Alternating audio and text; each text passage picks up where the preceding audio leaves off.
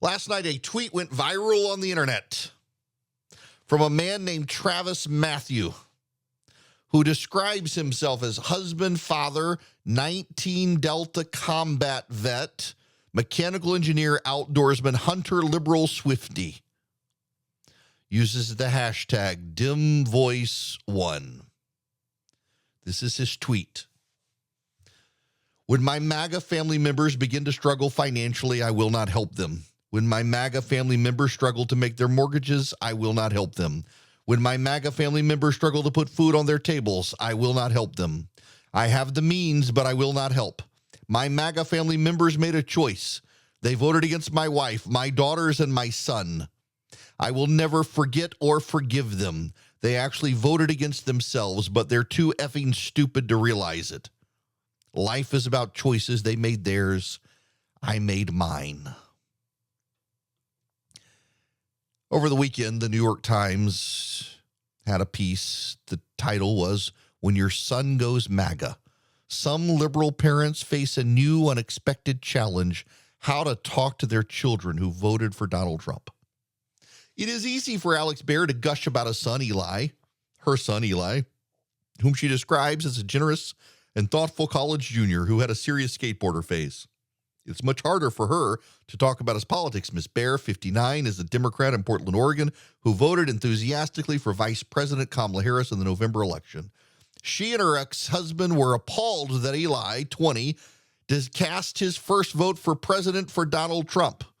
When Eli brought a Make America Great Again hat home from college this summer, Ms. Baer threw it in the corner of his bedroom. They've argued about guns, immigration, and abortion, struggling to do so without permanently damaging their relationship. A few months removed from Mr. Trump's victory, the two have arrived at an impasse.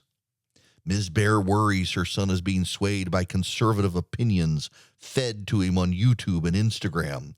Eli feels like he's simply learning to think for himself, a quality he admires in Mr. Trump. Some liberal parents aren't so sure they should try to intervene. Plenty see their son's embrace of Mr. Trump as an expected act of rebellion. For others, it has felt like a painful rejection of the values they've tried to instill in their children. I've had to do a lot of soul searching and reading about it to not feel like I've failed as a mom, said Ms. Baer, who adopted Eli from China when he was just 10 years old. In tearful therapy sessions, she has come to believe that pressuring her son to share her views was only making him more deeply entrenched. I love my mom, said Eli, who now refrains from wearing his MAGA hat around her. I want her to stay a part of my family. I got to tell you, these sorts of stories are soul-crushing to me. It is so much easier to not be a Christian. It's so much easier to not be a Christian. You can just live your life however you want to live your life. There's no judgment. There's no heaven. There's no hell. You don't believe it. I mean, there is, but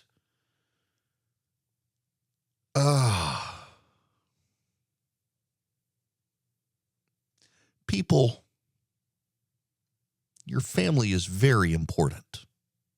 Now, I understand there are abusive situations. There are abusive parents. You know, in the Ten Commandments, it's honor your father and your mother. And I've struggled a long time with, how do you honor a father or a mother who was abusive? And I have come to the conclusion, after much reading and thinking and talking to theologians, that the way you honor a parent who was not a terrible, or who was a terrible parent, is you don't talk about them. You don't talk about them. You don't write the tell-all books on how awful they were. You don't pull the mommy dearest. You honor them by letting them go. And by the way, there's a level of forgiveness here, and this is very important into this Travis Matthews guy. Forgiveness.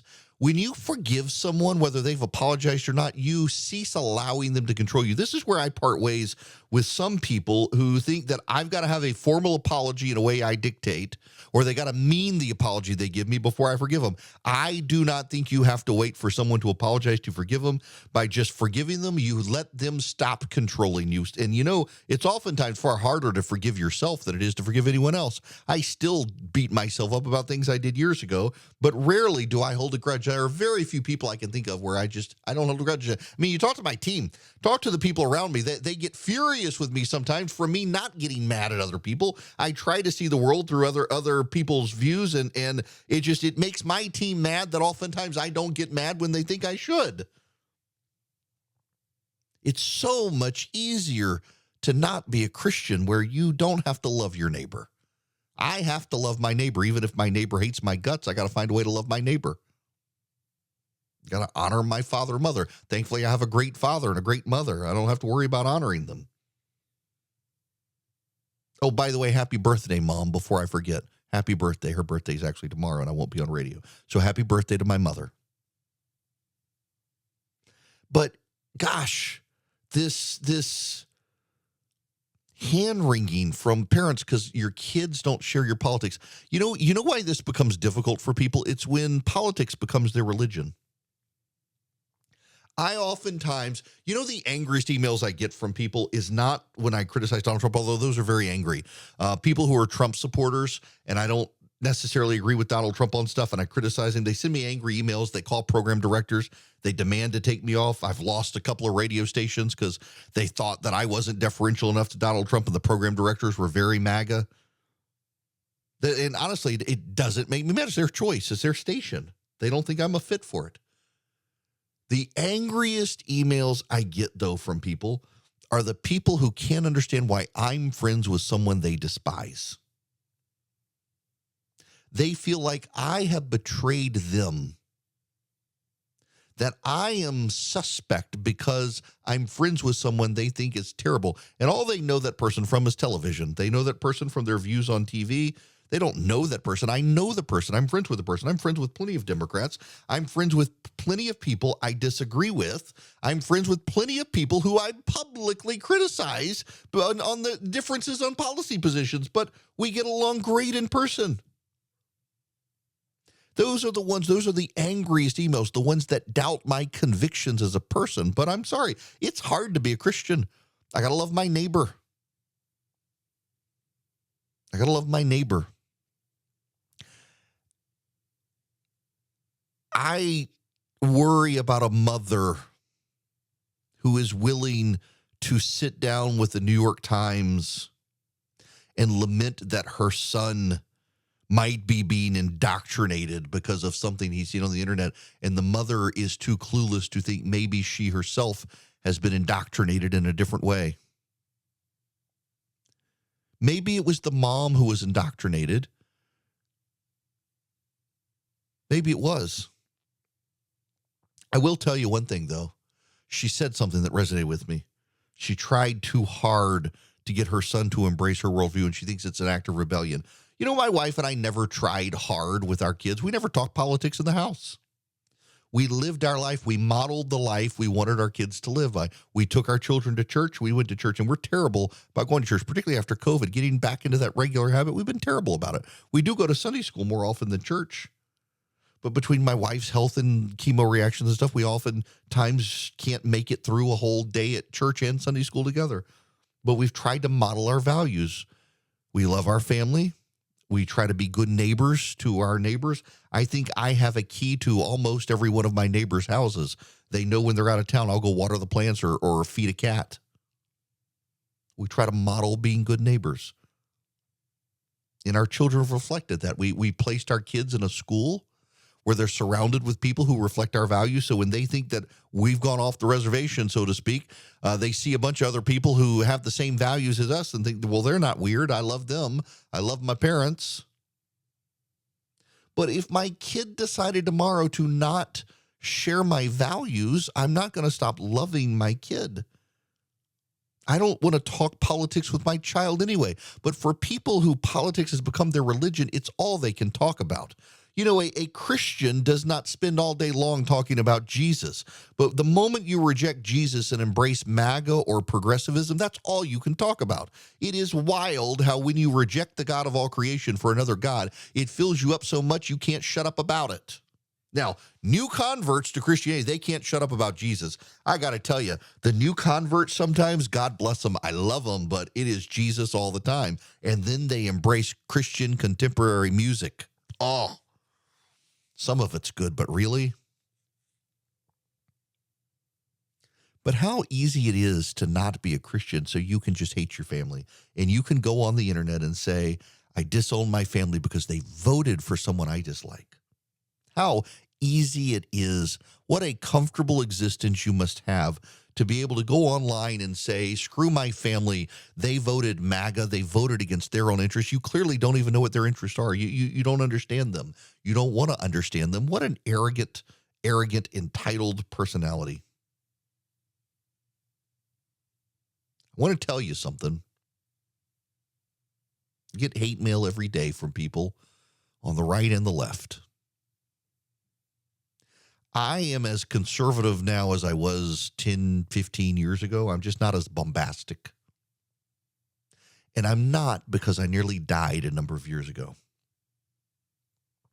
And I thought, if I died today, and I was given 24 hours to live, if I died today, what would my children know about me? Because of their age, most of what they knew about me, they would have gotten from the internet, not from me.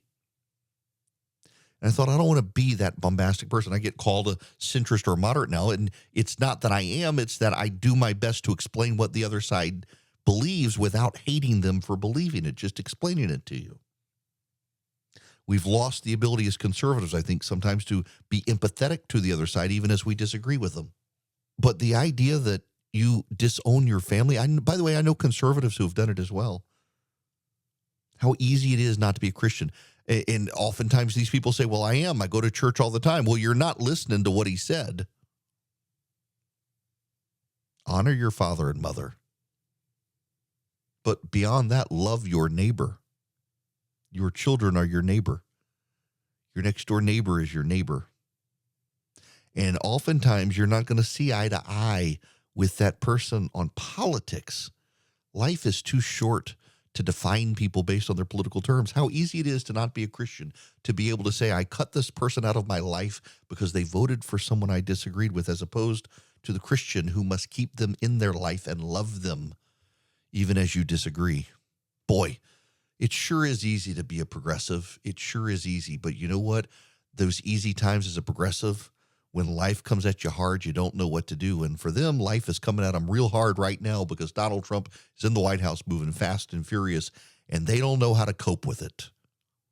They need a lot of prayer.